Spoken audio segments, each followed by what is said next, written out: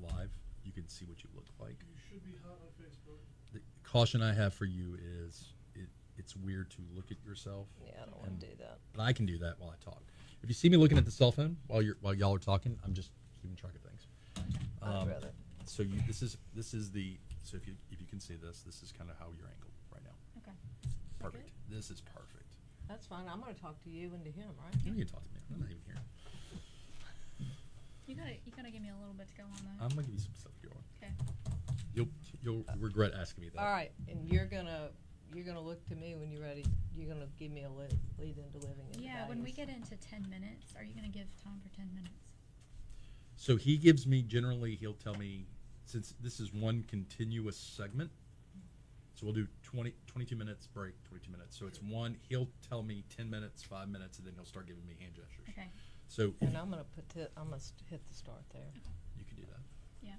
I mean, I'm with you on that.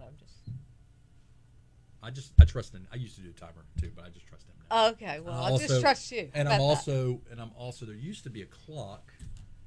There used to be a clock that you. What happened to the clock? It's in the window. Why? So it can resync with Fort Collins. It's Solar? The atomic clock. No, it's Okay. it's off by now anyway. Okay. Just throw me off this morning. Okay. My hair look all right? Would you tell me? Am I good? Oh It yeah. looks magnificent. You look great. Yours does too. I know. I got a haircut this week. Not shaving for November. No shave November. Is it still a thing? Hasn't it been I'm no shade? 41. I'm 41, trying to not have a midlife crisis more than I already am. So I was yeah, about I'm to running with say it. you kind of. So Facebook, hey, how's it going? Franz Borchardt here with Lacy, Dicharry, Meredith, Eicher. Right? Pronounced everything right? You got Good. it. Brian Haldane's You're good. on Master Control. I'm using my lawyer radio voice right now. So we're going to be kicking off things shortly. We're talking about leadership today. And I brought a treat in for you guys because I've got two leadership, I want to say experts, gurus, whatever word you want to use, that are going to basically share some good leadership insights with you guys. I mean, this is stuff you normally have to pay for. Like, this is like when people come up to me and are like, hey, I need to ask you a question about law. My son murdered somebody. What can you tell me? That's like free leadership stuff. So, also, I think we do a little bit different things than that, but yeah. I know. I know. Also, it's Tuesday, so this is my free, non-political. Please go out and vote. I wasn't going to vote Brian this morning. I wasn't going to vote. I felt a little unsure about some of my selections. I felt in a dark place, but I said, you know what? I can't be part of the problem. I got to be part of the solution. So I went and voted. Constitutional amendments were a little interesting. I had some fun with the constitutional amendments because I was actually reading them for the first time. Hesitate to admit that. For the first time in the actual... You're supposed to read them before you get there. well, you know what? You're supposed to put I got yourself on a I got a 3-minute clock. medium-sized brain, so I was able to read it, digest it, and make what I like to call decisions based on that. I just guess. Educated guesses. It's like rolling craps. I'm kidding. I had done some research. Did you vote for betting? Yes. Okay, good. I'm all about less government, and so why not let people bet? And also, I sat in the legislative hearings for that, and it drove me got me a little cringy. Like the religion that got infused into the conversation. Yeah, it wasn't okay. Yeah. So, anyways, not enough about politics. We'll talk about that tomorrow on the Brian Haldane Morning with Brian Haldane show. Today we're talking about leadership. You ready? Dude, let's kick this pig. Let's do it.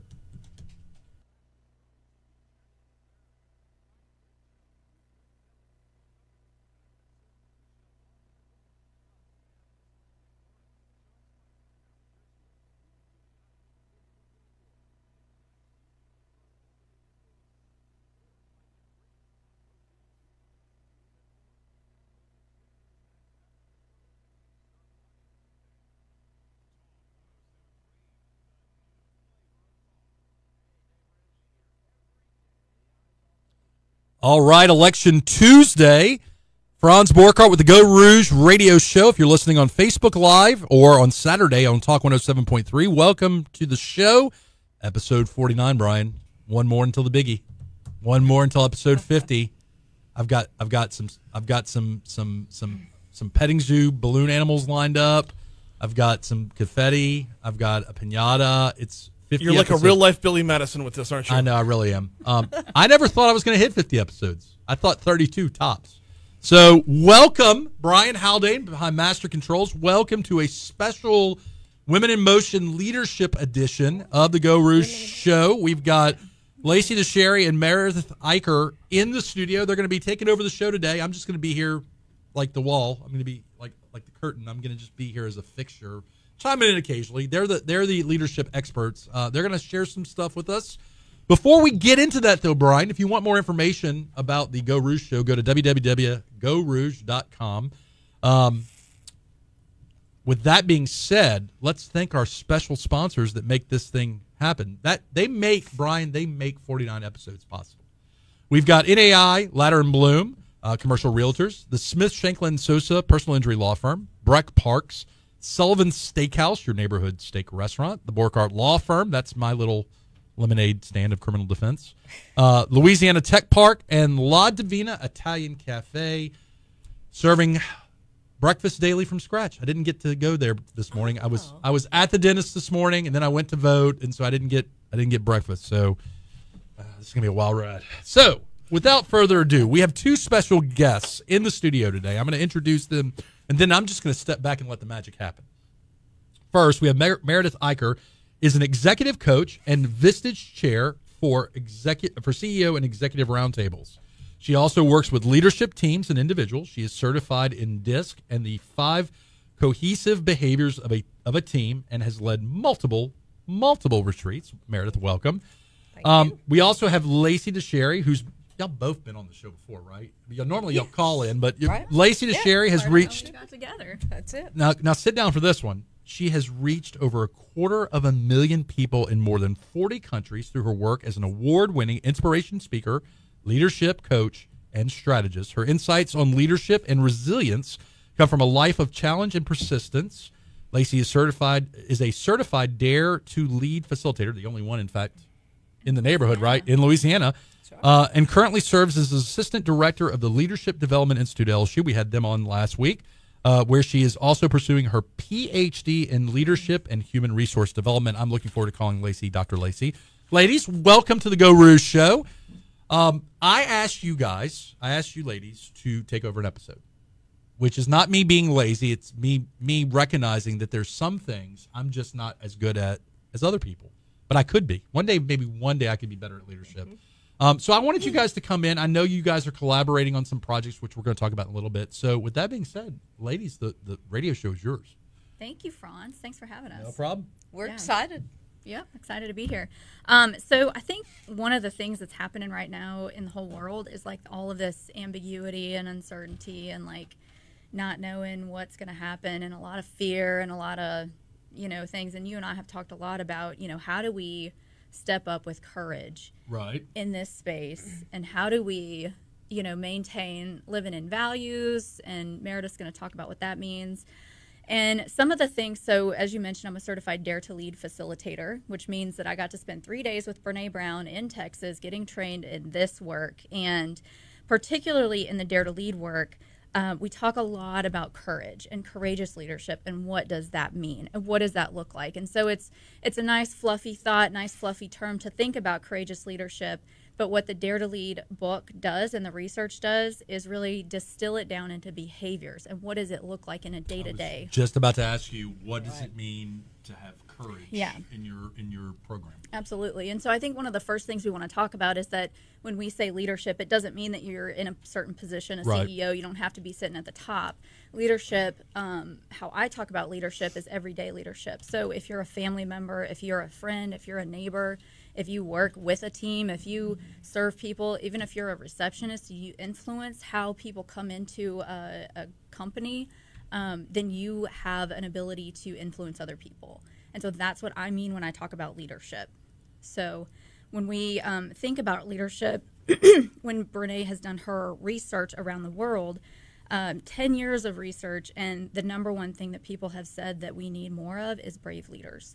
Okay. And the number one thing that's missing the most, which Meredith can talk a lot about, is missing having those difficult conversations. Okay. We avoid difficult conversations in the face of, in the absence of courageous leadership.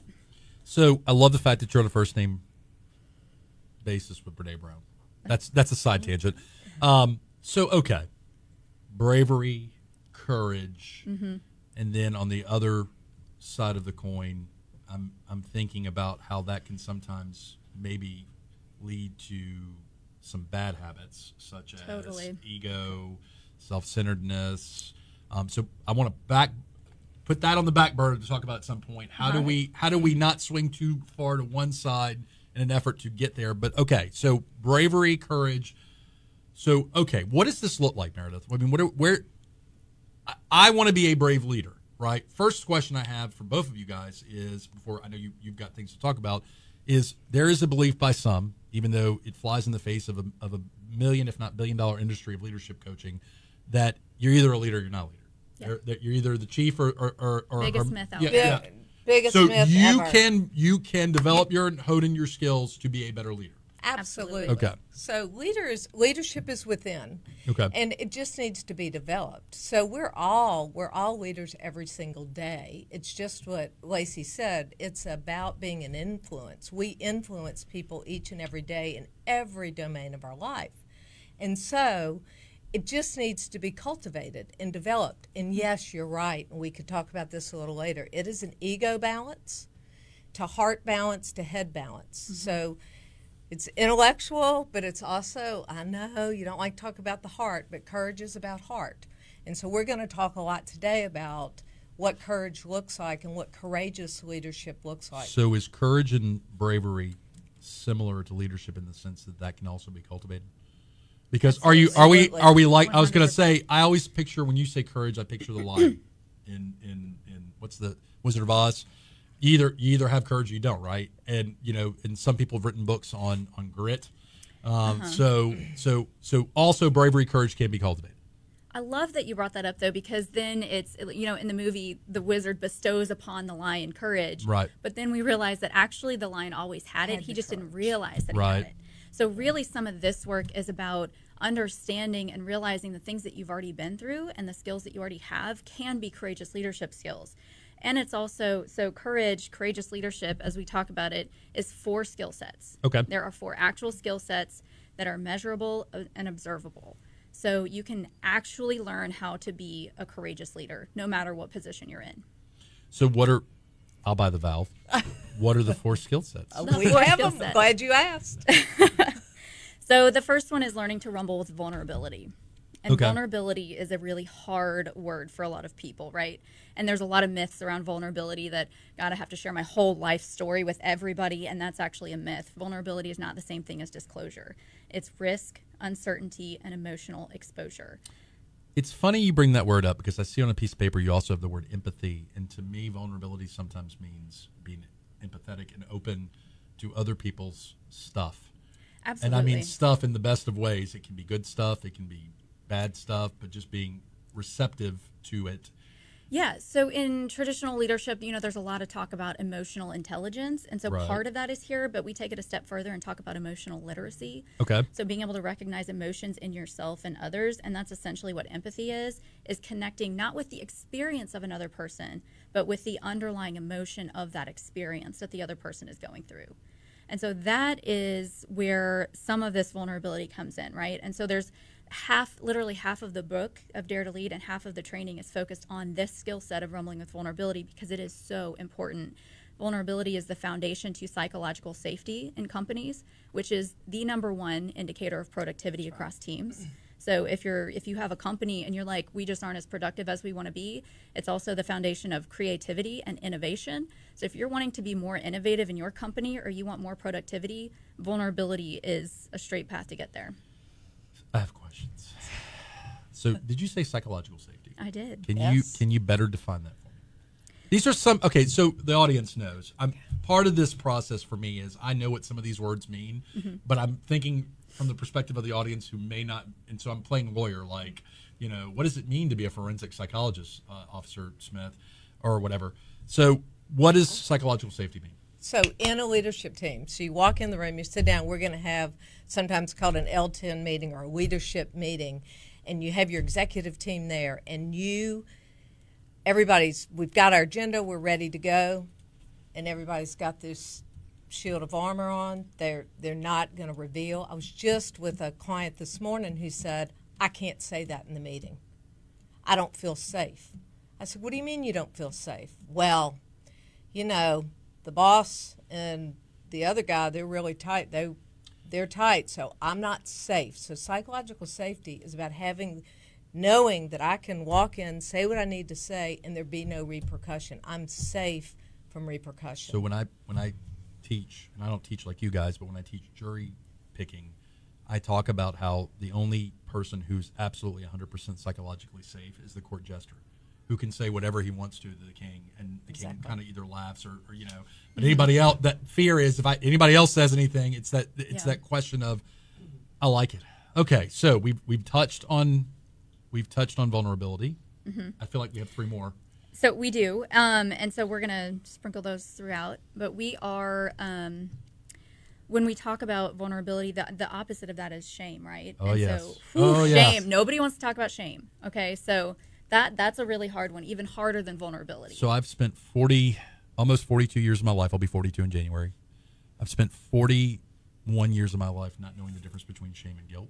Okay. And I recently had we've talked about it. So I recently had an epiphany that shame is, and I quote, I'm a bad person, and guilt is, I've done a bad thing. Right. Not inherently am I a bad person. And in fact, the irony of that distinction in what my line of work, I'm a criminal defense attorney. Mm-hmm. I make that distinction to parents of young clients all the time. Like, they're like, oh my God, my son's been arrested. He is a horrible, no, he's done a bad thing.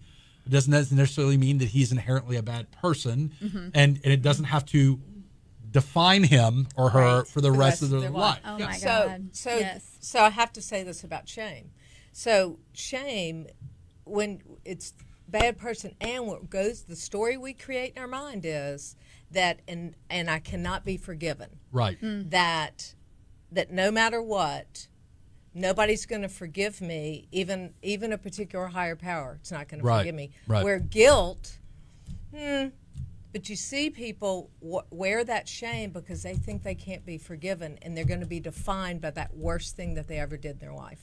So it doesn't have to be that way. So, and I may be wrong in this, which is why I'm going to be taking a course that you guys talk about in a little bit. Subtle plug there, guys.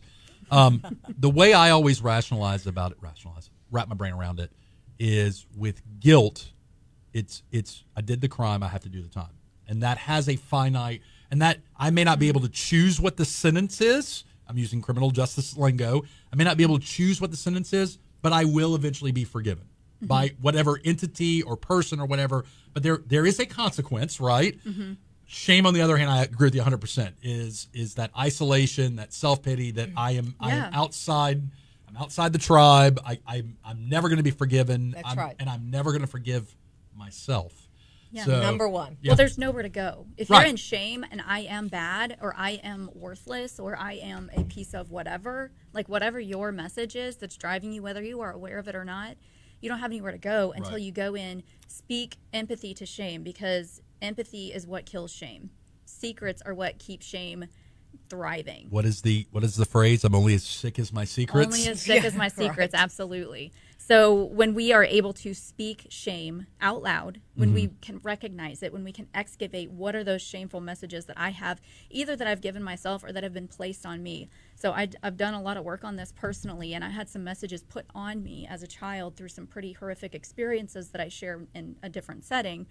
And that, when I realized that actually those messages that I am worthless actually came from another person, and I was able to separate myself and get rid of that message. So I feel compelled to jump in and ask this question. I don't want you to go into you as much as, how do you combat parental imprinting and coding, whatever words you want to use, society, your parents, people at a tender age have convinced you, appropriately or inappropriately, that you are something, or empathy. that you is it just you gotta be like self-compassion and empathy. Now, it may take some professional help, Right. It may take a process, but naming it getting in connection with other people, which is vulnerability, going Right. through the same thing, and then empathy kills shame. So if you can meet people in empathy, then you're able to overcome it. And I got to say, shame shows up in leadership teams. In organizations. In across the organizations. board. So what does that look like? So it looks like should have already mastered everything. So, again, at the table, you've got people that are wearing shame blankets, and I call it. I'm like, you need to get that shame blanket off. You screwed the project up. We're done. Right. Stop wearing that shame. And leaders, I talk with leaders about don't keep piling on the shame, because when you beat them with the shame blanket, then they can't rise from it. And Right. we're going to talk a little bit about that, about rising in just a minute. So one of the things I struggle a lot with, and Lacy knows this, I don't know if you know this or not, I'm a big Brian Holiday Stoic fan. So his book Obstacle is the Way. I have become better at saying, I screwed up. What can I learn from this? What is the lever that I can use from this screw up? Absolutely. Or alternatively, this person screwed up and now I'm affected by it. What can I do to help them and myself with this obstacle? In some way grow. It's like I've been taking some courses or something.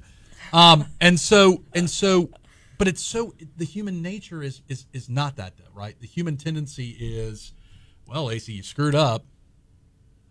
Right. So it's all Yeah, about finger pointing. Yeah. It's not about, Blame. it's the blame shame game. So what we want to do is be in conversation.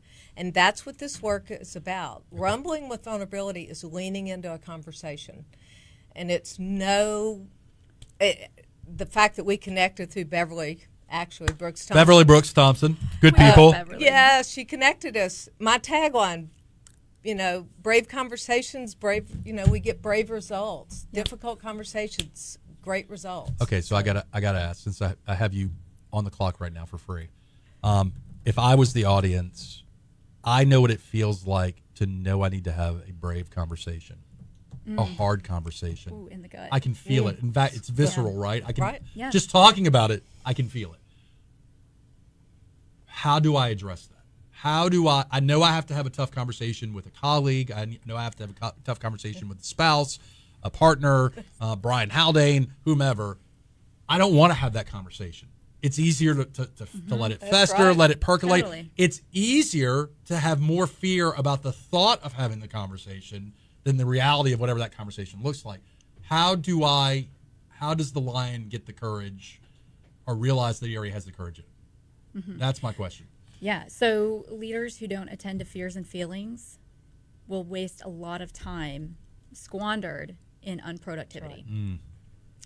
And when we talk about courageous conversations, which I'm going to have Meredith talk more about, but that it is that leaning into vulnerability, it is that uncertainty, risk, and emotional exposure, sharing where I actually am in the moment. It is that living into our values, and it is that, just learning when we're hooked by emotion, increasing our self-awareness, and being able to lean in and then rise up, knowing that we're leaving our armor at the door and we're just leaning in with grounded confidence in our courageous conversation skills. That's scary stuff, though, right? I mean, Totally. leaving your right. arm. 100%. Yes, that's why we do this work. Right. So it is all about learning to have the conversation and having the practice conversation. So a lot of work I'll do with the leaders are, let's have the practice conversation. And first question I ask is, what are your values? Because how you're going to lead in that conversation is all grounded in your values. Okay, so when you say values, just so we're all on the same page, what do you mean by values? Our values are who we are, what we believe in, what our beliefs are. How do we conduct? So values lead to our behaviors that lead to results. So you see core values on company walls all the time, and we all individually have core values, or I do, or I've identified them, which is very important, because when you know those core values, you then put behaviors with the value. So integrity to one person may look like something completely different, right? So example, I use a business example. Okay. I use is I have a client, Boyd Adams Collision.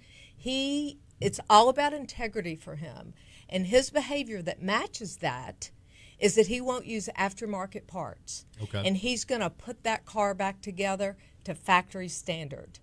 And it doesn't matter if the adjuster argues with him or who argues with him. He's standing in his integrity. His behavior is car back to safety, right? So that's the behavior with integrity for him. So he makes decisions every day based on that. In a industry that sometimes doesn't inspire, shall I say, 100% trust. And hey, look, I'm a criminal defense attorney. I'm in an industry that doesn't inspire. I'm a lawyer. It doesn't inspire 100% trust. So just checking in, we are talking to Lacy Dicharry and Meredith Eicher. Pronouncing names right today. I like it. Right? Yay! Must be that coffee. So we are talking about leadership and courage. We are about to take a break. The ladies are going to stick around, and we're going to keep having a conversation about what we've been talking about, as well as you guys have in our remaining minute for the first segment. You guys have something coming up. Give a teaser for it real fast. Ooh, teaser, workshop coming up on all of this that we're talking about, a Dare to Lead workshop with Lacy and I in January 15th and 16th, Friday, Saturday, all day, 8 to 5 on each day, and we'll tell you more when we come back. Awesome. Brian, you've been doing okay? You taking notes over there about all this leadership? Oh, yeah. All right. Good. So if you want, by the way, before we hit the break, again, if you want more information about the Geaux Rouge Show, you can either go to the Talk 107.3 website, or you can go to www.gauxrouge.com. So that being said, Brian, where are we at the time, Brian? Let's break it right here. Facebook Live, stick around. We're going to talk at the break, and we will be right back. So one of my favorite life experiences ever, I went to a Jerry Lane Ford. Is it Jerry Lane Ford? I don't know. Ford dealership, Hollingsworth Ford. I used to have a truck. And I'm sitting in the waiting area. Wonderful waiting area. Let me cast the scene. There's a nice coffee maker over here, and there's an area where everybody's sitting around, and the nice receptionist that's talking to the little old lady that brings her car in, she's talking about the noises the car's making. And the receptionist knows enough about cars to know what questions to ask, and she uses a phrase that I'll never forget. She goes, "Well, ma'am, I don't know what your problem is, but we'll chase the noise." And so I started talking to my friends that are mechanics, and that apparently is a common phrase with mechanics. We'll chase the noise. And the little jury consultant dude inside my brain is, how wonderful of a sounding thing is that? Because how often do we chase noises? Yeah. Because we don't know. We know something's wrong. If we're lucky, the car will duplicate and replicate the issue at the dealership. The check engine light will stay on and not But how often do we know something's wrong, but we just don't know what it is that's wrong? We feel, dare I use the word, disturbed, a disturbance. And so just thought that was interesting. You brought up your client, and I thought, it's interesting. So trust. And look, I don't know where we are in what we have. That's our next. Oh my gosh! Thanks for the tee up. Trust. Perfect. I need to learn how to trust better.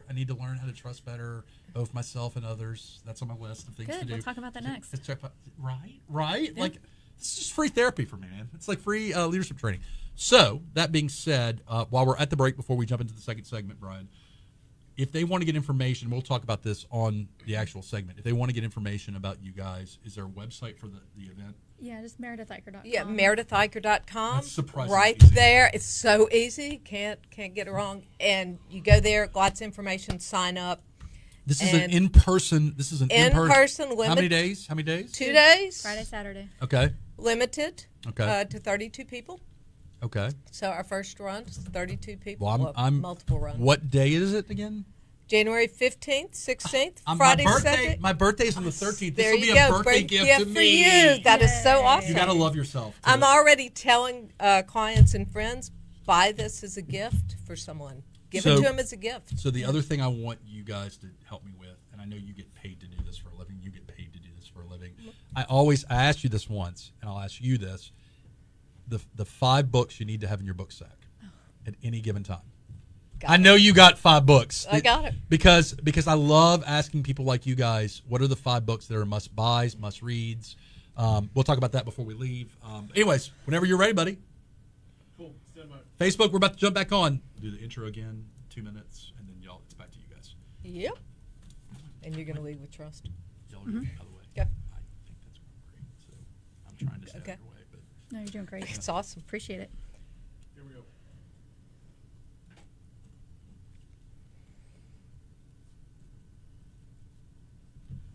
I'm getting my $5.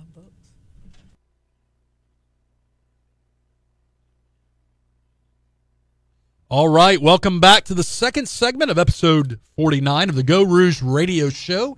If you're listening on Facebook Live or on Talk 107.3, welcome back. We record on Tuesdays, Brian, but this is a big Tuesday. This is Election Tuesday.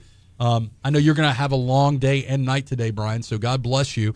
I'm just going to sit back and eat popcorn and enjoy the ride. Yeah. That's what I'm doing. Well, so long as you do it while watching Talk 107.3 on Facebook Live from 8 to 10 tonight. I set him up, Brian. You knock him down, baby. Coverage presented by Acura of Baton Rouge. So if you're just tuning in to the Geaux Rouge Show, we have Lacy Dicharry and Meredith Eicher in studio talking about leadership, talking about leading bravely or leading with courage, talking about ways you can be a better leader and frankly, a better person. Before we jump back into these ladies, let's go on and thank the sponsors of the Geaux Rouge Radio Show.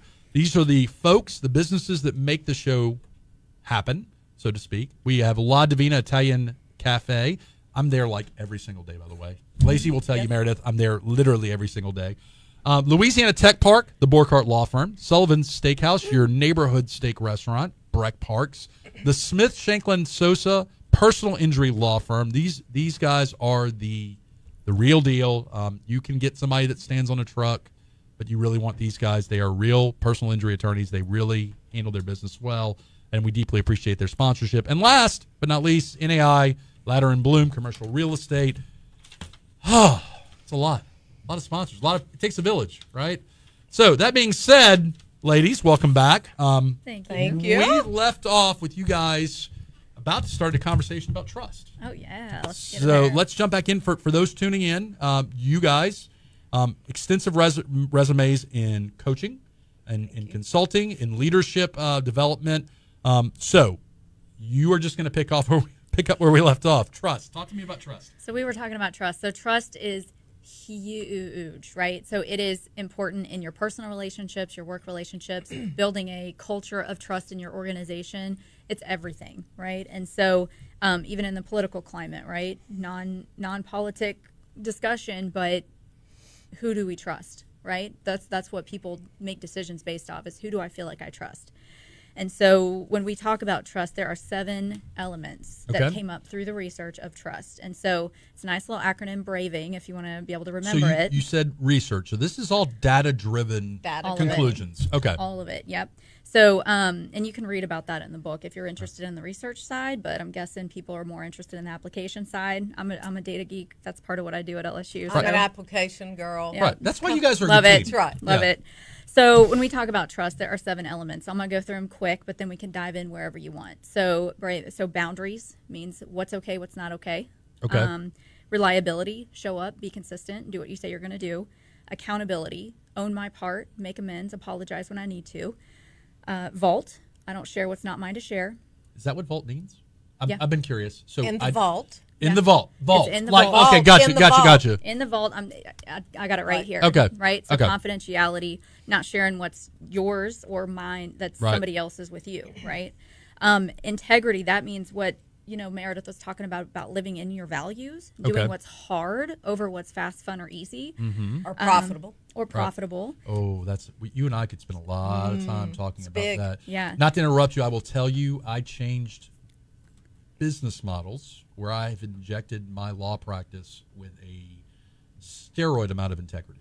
Not that I wasn't being genuine and ethical before, but I am being much more upfront with expectation management than I used to be. Yeah. And the trade-off is sometimes you lose clients, but clients are happier the ones you keep Yes. and get.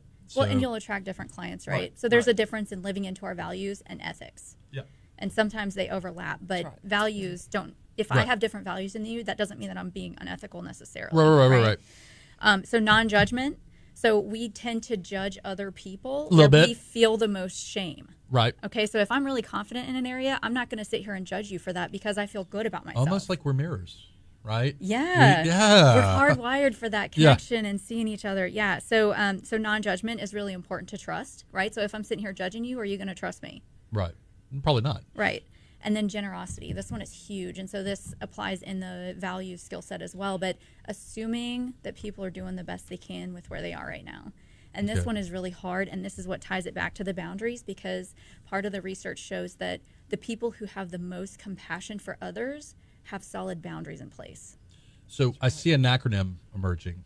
You have an acronym there, Braving? Braving. All right. So Braving again, trust. just for context, you said this is in the book. Which book are we referring to? Dare to Lead. Dare Dare to to Lead. Lead. Okay. All in the Dare to Lead book. And I feel compelled to ask this question since I'm going to be attending your January session. Is reading the book in advance of the session a prerequisite to going, or highly recommended? It is very highly recommended, because what we do in the workshop is we take the information that you read in the book and we apply it in real day-to-day life while Gotcha. you're in there. Experiential. Yes. Okay. We want you to experience it. However, if you don't get to listen to the book, Okay. don't let that keep you from coming. Okay. Yeah. We are going to talk, if we have time, and I hope we do. We are going to talk. We talked about it on Facebook Live, ladies, about your five. What is it? What 5 books are in your book sack? Because I always like asking people, what are you reading? Because that's my way of saying, what do I need to be reading? So I wrote down, what is the biggest obstacle to trust? I had to ask that. Fear, right? I think one of the biggest obstacles to trust is fear, because fear is the uncertainty. It's like, I'm uncertain about the outcome. Right. So if I trust you, if I go out on the skinny branch, I have a fear that you may not reciprocate. Right. So we get in that tug of war. Well, do I trust? Do I not trust? Are they going to do what I want them to do? Is it Right. so? Trust happens in little increments. In And there's small moments. great little story in the book about the jelly bean moment, and about jelly beans. People build trust just by one little jelly bean at a time. It doesn't just happen overnight. Right. It's in the small moments, yeah. And I would say armor is a huge barrier Yes. to trust. So that's when we're in fear and we're in defensiveness and we haven't worked out our own shame stuff. Yes. And we are hooked by emotion and making up stories, which we'll talk about next.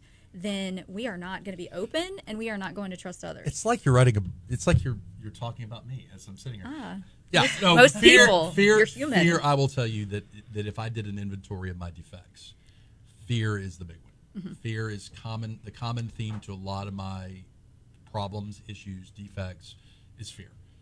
Sometimes it's healthy fear, which I can process and say, okay, it's okay to be a little afraid of, because there is such a thing as healthy fear, right? Totally. I mean, the biological imperative is there, right? Yeah. That's right. Yeah. But sometimes there's unhealthy fear, and Well, that's anxiety. Yeah. That's such the the fear of the unknown, right. the uncertainty of it all is the higher you have that, the anxiety's up.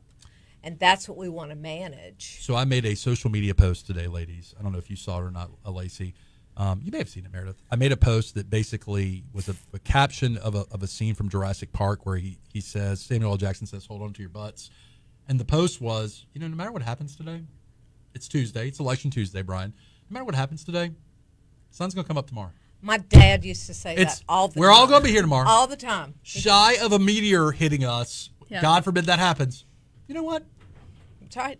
And there's only so much I can control about that. Yep. There's only so much emotional energy I want to spend on that. Yeah. And I made that post, and people are now, granted, the humor in that was that Samuel L. Jackson with the hold on to your butts when he was restarting the power of Jurassic Park, which is emblematic or symbolic of what's going on, but that's neither here nor there. So anyways, back to you guys. Trust. You divert. Okay. I've got ADD. So trust.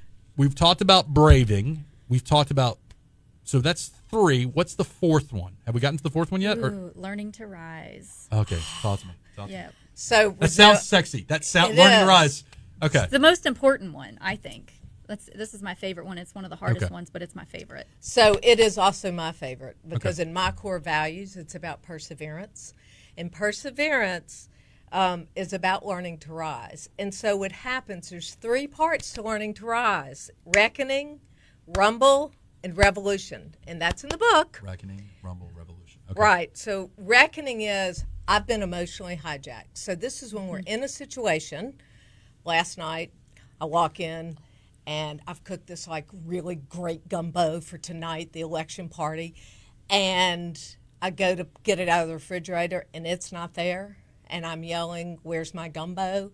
And my brother says, "Oh, I thought that was the gumbo from last week." And he threw it out. So I'm immediately like, what the hell? I'm emotionally hijacked. You get captured in the emotion. And we know that when something enters, right in the middle of the brain is our emotional, that's the amygdala, and it gets caught right there. You're hijacked. You can't think rationally. And that's when we start with the story. So number one is you got to be aware. You become aware of that emotion, that you're hijacked in the emotion of it. And then you're moving to the rumble, which is, the rumble is to have the conversation. You're having the conversation in the head. I can't believe he did it. Did he do it on purpose? You got to be kidding me. What the heck? I mean, does he know my public identity and my gumbo? I mean, and I'm like, could he, all that. And he's standing there saying, "Oh my God, I made a mistake. I'm so sorry." But I'm so jacked up about it. I'm creating the story that he's mad at me. He did it on purpose because he wanted his gumbo to be the centerpiece, and blah, blah, blah, blah, blah. And that happens all the time. So it's the ability, so here's the key, it's the ability to recognize the emotion, be able to stop the story. That's the reckoning part. It's like, you have to be an observer of yourself. So See where I'm going Let here? me jump in here because I All feel right. this hits close to home. I tell people on a regular basis, my thought process on a given incident, event, whatever, gumbo's thrown away. I can't always control my thoughts as they come into my brain. What I can control is what I do with said thoughts. Yes. And so the question I have for you, and this is what I struggle with, if I can be vulnerable. This is what I struggle with, is I allow myself to have the crazy thought, but at some point it's like a child. I have to say, okay, you've cried now for a couple of minutes. Let's pick yourself up. Your knees aren't scraped up. You're okay. I struggle with how long, in real time, in the real-time hypothetical you got, that's a split second. Like, you've got to address what's going on, because if you let your thoughts run away. Yes. Yeah, I mean. So what I did was, I literally looked at him and said, "I need a minute." Okay. Because he's coming with all the So it's things okay to he's take a going to minute, do. right? Absolutely. Because as long as you're in that emotional state, you cannot have a rational conversation. Right. Yep. Period. This happens with leaders all the time, employees all the And time. it's not personal to say, I need a minute. It's not personal. I said, I It's need a brain minute science. here. You know, I went in, there's a breathing exercise. In, 1, 2, 3, 4, hold it. Fisher and I do that. My son and I do that exercise. Oh, Deep you breath have in, to. deep breath That's out. right. Yeah. And so I walked in the other room. I called my sister, and I said, "Okay, I just need to vent a minute." And she said, "You got to be kidding me." I said, "No." I said, "I've got to get ready for this radio, program tomorrow." What was he thinking? Anyway, then I took a deep breath, and I just said, "I'm good. Will you pick up some onions and celery? I'm headed to Tony's. I got 25 minutes." I walked back in and said, "I really can't serve bought gumbo. Okay. I'm headed out to take care I of can't it. serve bought Gumbo. I can't do it." And so Integrity. And so my point to this is the perseverance, the ability to rise and to say, "I got hijacked. There isn't anything that I can't get through. Mm-hmm. I need to step off, come back and say, I'm headed to, headed out the door. We're going to handle this." Okay?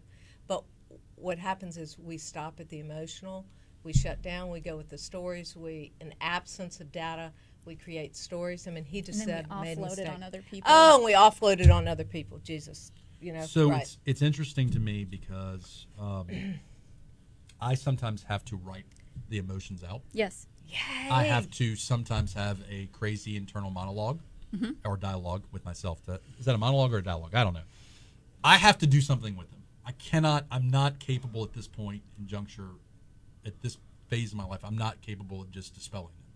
I need to do I need an affirmative action with them, whether it's writing them out, talking about them, even talking about them with myself. I need to physically sometimes remove myself from the situation, even if that's I'm sitting in a chair and I get into another chair. I know this sounds crazy, but that simple act of changing lets me take a deep breath, and then I try to see a bird's eye view of what just happened, and then I'm like, I may even laugh and say, Franz, you're being crazy. Yeah. And laugh. That's the process. That and is laugh. it. That is the process. Yeah. So I had a 25-minute ride to Tony's.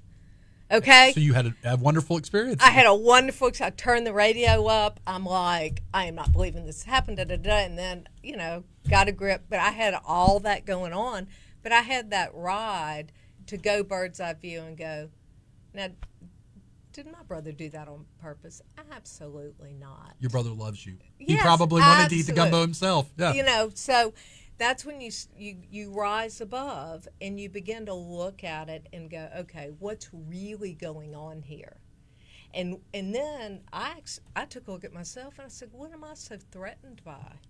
Mm-hmm. Oh, what people are going to think of me when they come tomorrow night and the gumbo was bought? Like, then it becomes a little bit about my public What's accountability. really going on here, What's Meredith? really going on, right? Yeah. So there you All go. right, so. But I did make another pot of gumbo just for the record. I know you did. Okay. Everybody in this room knows you did, Meredith.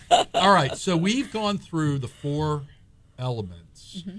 Before we start talking about you guys' how northern That of me. sounds so Yankee. Y'all's. I'm from Baton Rouge. Lived here all my life. Okay. Y'all's seminar.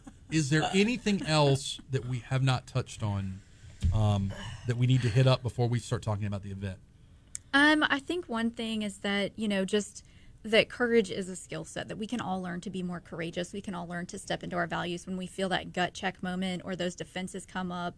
It's really about mining out what's underneath those for us, so what's at stake for us, and then being able to have the skill sets, hopefully before we offload it onto anybody else, to do exactly what we just talked about. Realize, okay, what lies am I telling myself that I believe, right? And be able to separate those out, and that we can all, if we all show up in this way in our values and our integrity, then we can have a much more, friendly, cohesive, connected world. The thing I would add is you always can ask yourself this, and it's a famous coaching question: what is the absolute worst thing that can happen? You have to make new gumbo. Yeah, that's it. Exactly. Like the sun will come up tomorrow. So the sun will come up tomorrow. It's going to be fine. Right. It's interesting you said that because I was leaving Independence Park polling place today. I voted, and I ran into someone who will remain nameless, who I made the mistake of asking, "Hey, how's it going?" And you ask that sometimes, and you get what you ask for. And he went off on how he had been laid off of his job and how he was working at a new place now. And I said, well, what's the new place like? And he said, oh, I'm making much more money, this, that, and the other. And he genuinely could not seem to grasp that he was in a better environment now. And so I blurted out and I said, so what you're saying is it was a blessing to get fired because you got this new opportunity. And it was like watching the light bulb go off. And he goes, yeah, I hadn't really thought about it like that. And I was like, all right, man, have a good day. Good for you. But Awesome. but that's, I'm guilty of that though, right? I can have something happen that is a total blessing that it happened. And in the moment, I'm just like, rage monster, and then take a step back and I'm like, man, this is really fortunate that this happened. So, all right, we're going to transition now because we got about 4 minutes left. I want to talk about how one can get signed up for y'all's January seminar. And then last thing we're going to close out with is 5 books you need to have in your book sack from Meredith and Lacy's position.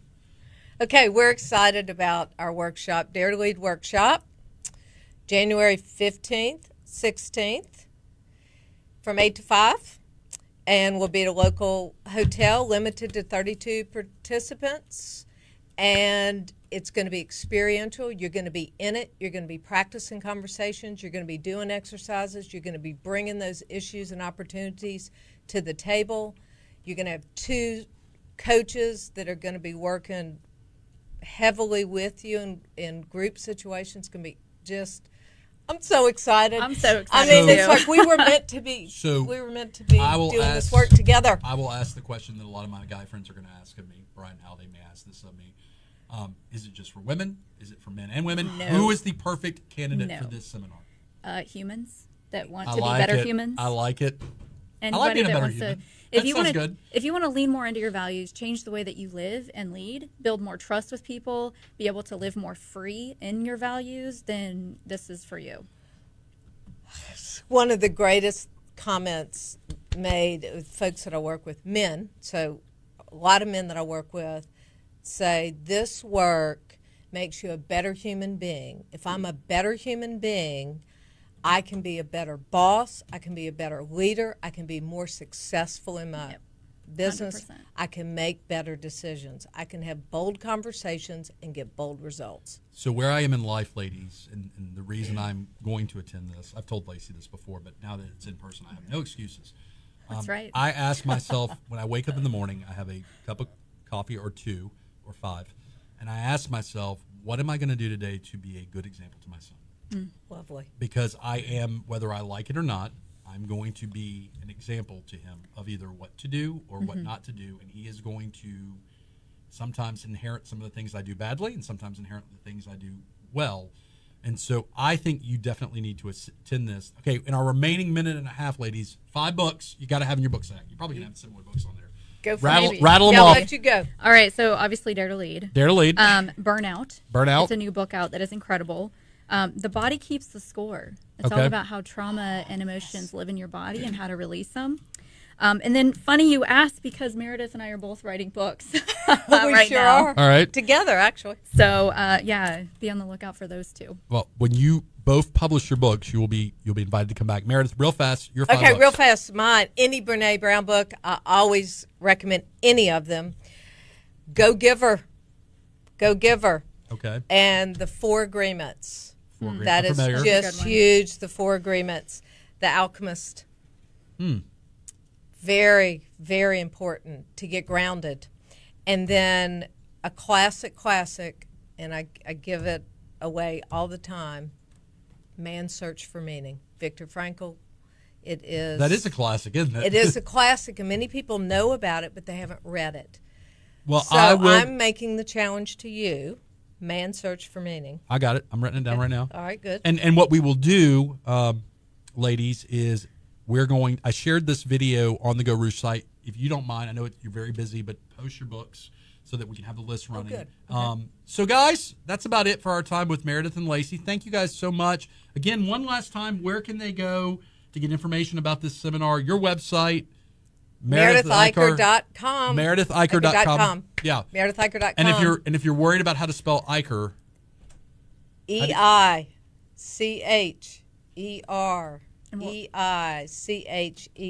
And we'll post it in the comments. Yes, it will be there. So that's it for this episode of the Geaux Rouge Show. Next week, the 50th episode, I'll be juggling flaming knives, hanging out with Brian Haldane Behind the scenes. behind the scenes. So y'all have a great day. We're going to stick around for a minute or two on Facebook Live. Brian, thank you for helping us out today.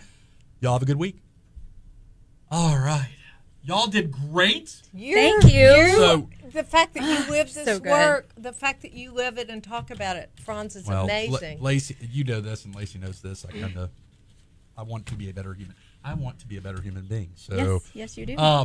I think, and I will say this, we're still recording. Well, we're still on Facebook Live. We're not recording, but this will go on the website. I will say this. You guys, what you are putting on, and I said this to Lacy and you before off, is extraordinarily reasonable in price.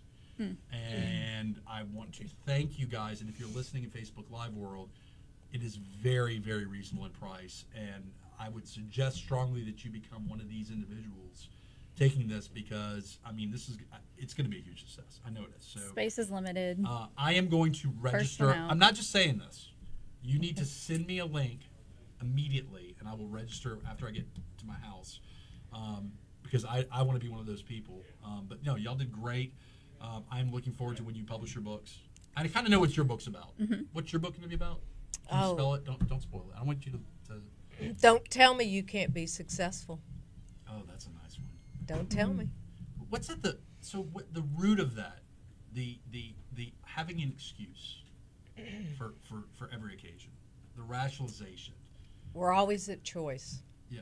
and we have a choice. You can be defined by the worst thing you've ever done in your life, or a decision you've made, or experience that occurred, or not.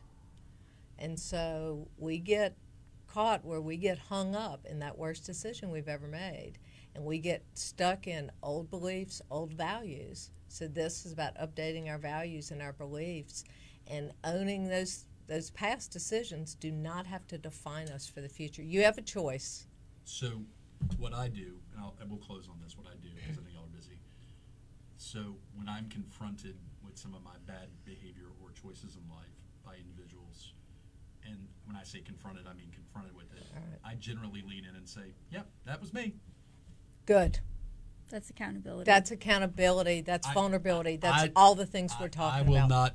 I refuse to live in that world where I'm not going to be forgiven, or I'm not going to forgive myself. So that's why I do that. Now, it's not always, let me say this, that physical therapy exercise hurts in the moment sometimes. Sure. Totally. That being said, Lacy, Meredith, Brian, y'all have a great day. Facebook, I will be posting this on the website as soon as I get home. Thank you. We're off.